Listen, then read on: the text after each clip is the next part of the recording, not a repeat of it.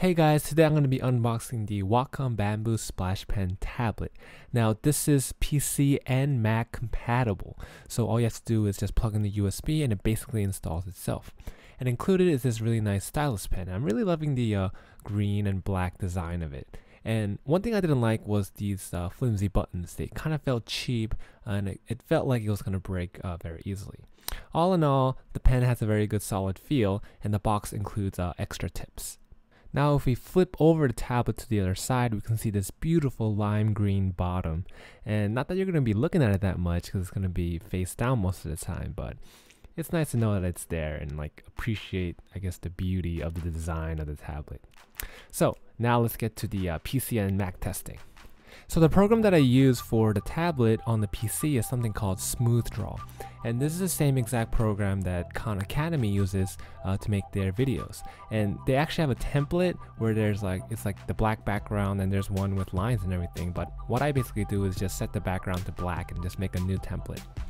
And you can resize it to your heart's content depending on how much space you want and how much you want to be scrolling during one of your tutorial videos or podcasts. Now, one of my first impressions when using the device was that it was kind of like a mouse. So you just plug it in and it basically follows your pen.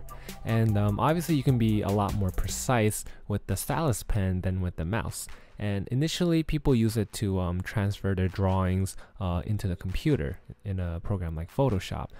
But nowadays people have been using this to make those Khan Academy style videos, to make tutorials and educational videos all about science, social studies, economics, math, anything. And here you can see me trying out some math problems with the tablet. Obviously you can write much more precisely with the pen, and I could write numbers, I could draw pictures, and make these sort of educational videos. Now if you hover over the tablet with the pen, the mouse cursor follows you around. And there's this sort of dead space outside the brackets in the tablet where you can't write. You actually have to be within that space and be pressing down to actually write things. Now for the Mac, I use a program called Paintbrush. And Paintbrush you can download for free on the internet. It's just like Paint for PC. To get the same style, you just set the background to black and make a new document, and you'll get the same template. And you can resize it to however much space that you need.